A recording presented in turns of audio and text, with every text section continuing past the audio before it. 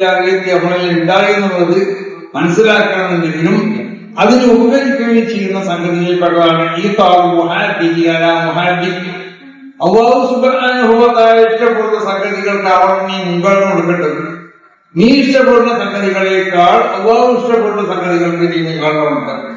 അപ്പൊ മനസ്സിലാക്കാൻ അങ്ങനെ മുൻഗണന കൊടുക്കുന്ന ഒരു മനുഷ്യനുണ്ടെങ്കിൽ അവൻ യഥാർത്ഥ മഹബത്തിലായിട്ട് അവൻ നീ എഴുതുന്നത്. മറ്റൊന്ന്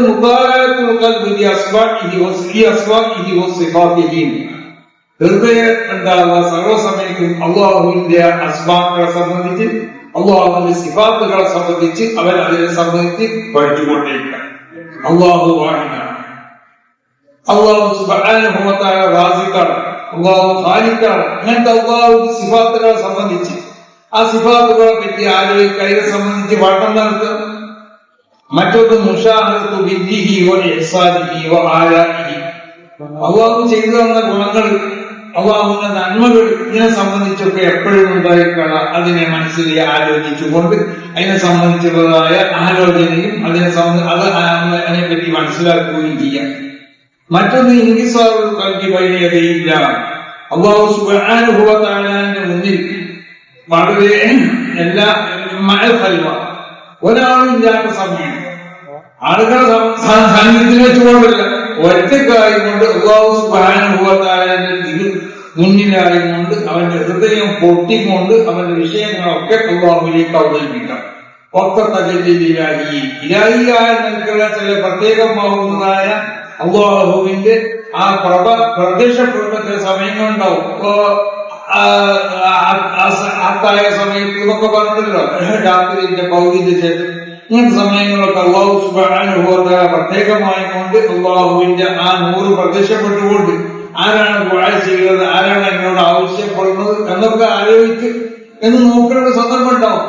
ആ സമയത്ത് അല്ലാഹു സുബ്ഹാനഹു വ തആലയിലേക്ക് ഹൃദയം പൂട്ടിക്കൊണ്ട് അല്ലാഹുവിലേക്ക് ദുആ ചെയ്യുക, അതും അല്ലാഹുവിലേക്കുള്ള മഹബത്തിനെ ഉണ്ടാക്കി തീർക്കണമെന്നാണ്.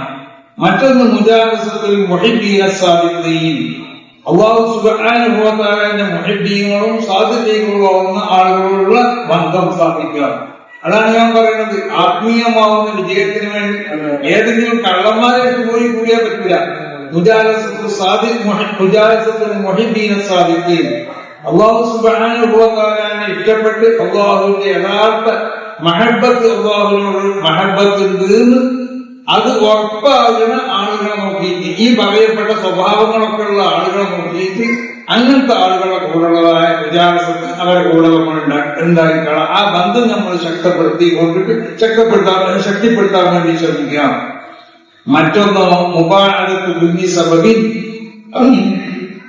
യഊദു ബൈനൽ ഖൽബി വ ബൈനല്ലാഹ്, അല്ലാഹു സുബ്ഹാനഹു വ തആലയും ഇന്ത്യയിലേക്ക് മറുണ്ടാക്കി തീർക്കുന്ന എന്തെല്ലാം സംഗതികളുണ്ടോ അതിനെക്കുറിച്ച് ചോദിച്ചിരിക്കില്ലേ.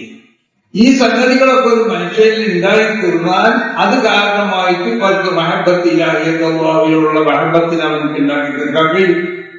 അപ്പൊ അതുകൊണ്ട് നമ്മൾ മുഅ്മിനീങ്ങളാവുന്ന നമ്മൾ മനസ്സിലാക്കണം, നമ്മൾ അല്ലാഹു സുബ്ഹാനഹു വ തആലയോട് നമ്മൾക്ക് മഹബത്ത് എത്രമാത്രം ഉണ്ടെന്നുള്ളത്. ആ മഹബത്തിൽ നിന്ന് നബി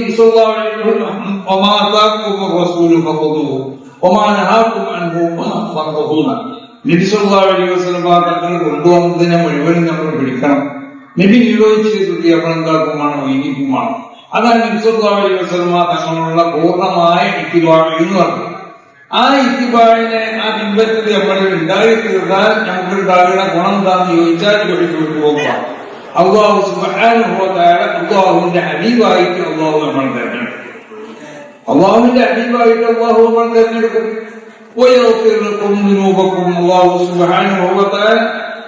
നിങ്ങളുടെ ജീവിതത്തിൽ വന്നുപോയ ഏതെല്ലാം തെറ്റുകുറ്റങ്ങളുണ്ടോ ആ തെറ്റുകുറ്റങ്ങളെ മുഴുവനും അല്ലാഹു സുബ്ഹാനഹു വ തആല പുറത്തു തരുകയും ചെയ്യും. അപ്പൊ യഥാർത്ഥ മഹബത്ത് ഇലാഹിയത്ത് ഉണ്ടാക്കി തീർക്കാൻ വേണ്ടി നമ്മൾ ശ്രമിക്കാം.